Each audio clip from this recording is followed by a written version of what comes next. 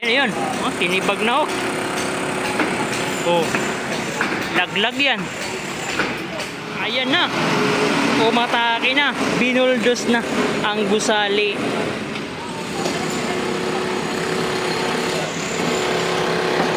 Pukpukan na yung ano oh. Puk. Oh, ayun na. Basag. Basag.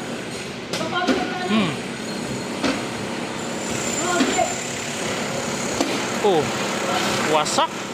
Magandang araw po sa ating mga kababayan at nandito tayo sa Barangay 313 Zone 31. Ito yung sinasabi ni Manila Mayor Isko Moreno Dumagoso na isang barangay na itinayo mismo sa sidewalk. Kung makikita nyo, ito yung gate papunta doon sa school, no? Kabilang sa gate papunta ng eskwelahan. Pero dito po itinayo yung barangay hall na ito. Ayan. Bagong bago pa ito, kabayan. Parang hindi pa yata ito nagagamit. Ipinagutos ni Manila Mayor Isko Moreno Dumagoso na tibagin. Kasi nga nakaharang, nakahambala doon, no, sa ating mga estudyante na dumadaan. Imbis na kasi, kabayan, na magamit itong sidewalk na ito ng ating mga estudyante, hindi nila magamit. Dito sila sa mismong kalsada dadaan.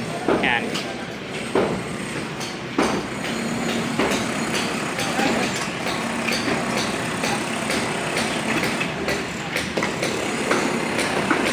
Ay, sayang oh. Yung salamin na yan oh, sayang, kabayan.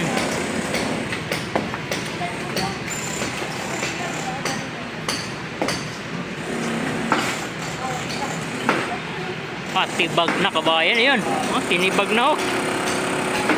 Oh, laglag yan.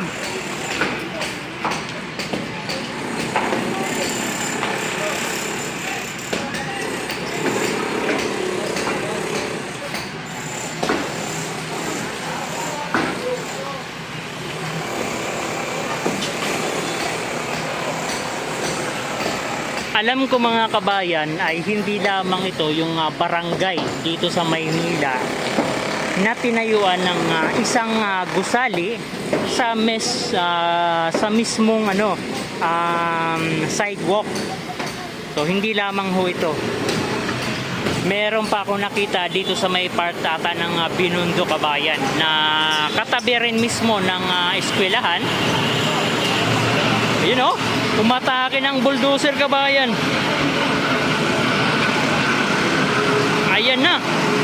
Umatake na. Binuldos na ang gusali. No. Binuldos na, kabayan, ng gusali na illegal.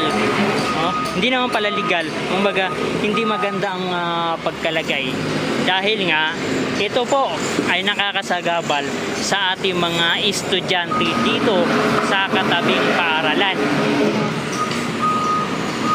Siguro may nagsumbong din ito kay Yorme at siyempre naikutan din ito ni Manila Mayor Isko Moreno Dumagoso.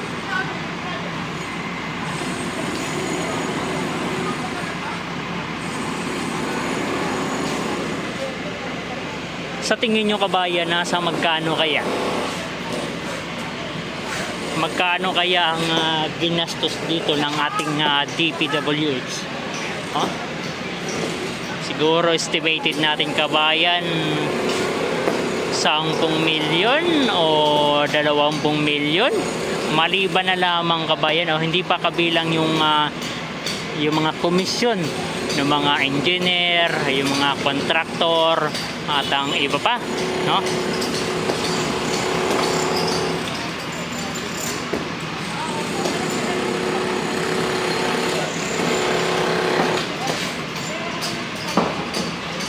Ayun oh.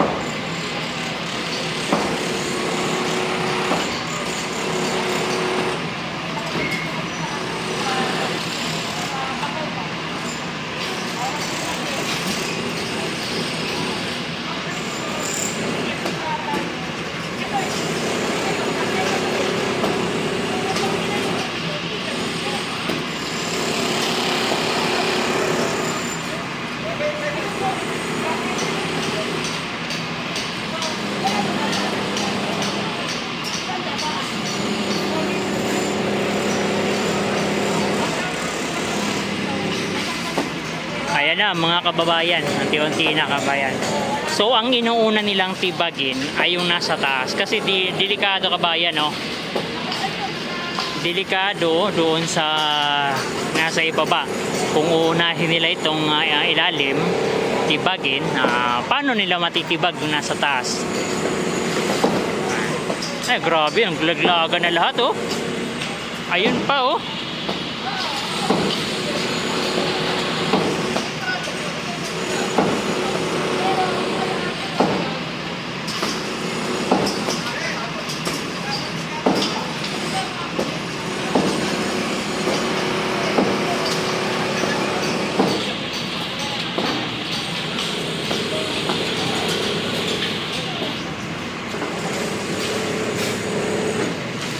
Okay sana kabayan kung itong bangketa na ito ay kumbaga itong barangay na ito kabayan ay nasa loob, no? Kumbaga hindi sa mismong sidewalk. Kaso kabayan, no, kita ho natin, ayan,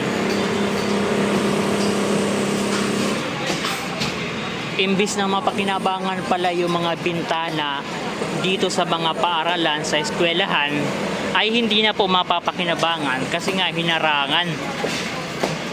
Imbis na makapasok pa yung hangin doon sa paaralan, ay hindi po makakapasok dahil hinarangan itong barangay.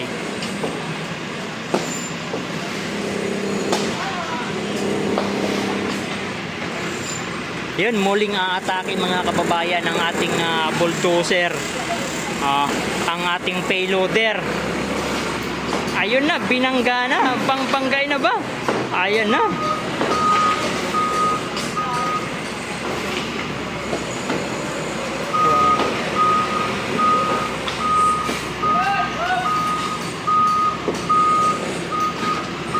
Ilang milyon kabayan, no, ang ginastos dito, tapos titibagin lang ng halos 1 linggo lang siguro matatapos yung pagtitibag ng gusaling ito.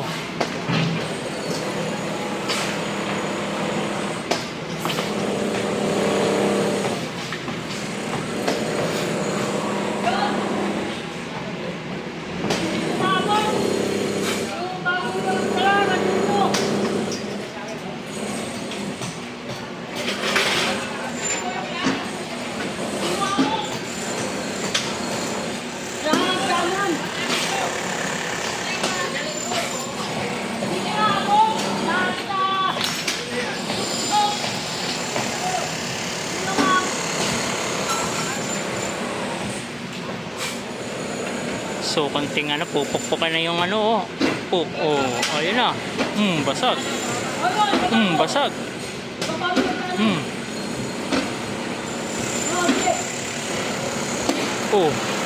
Wasak. Tibay rin ang salamin. Maso na yung ginamit, oh.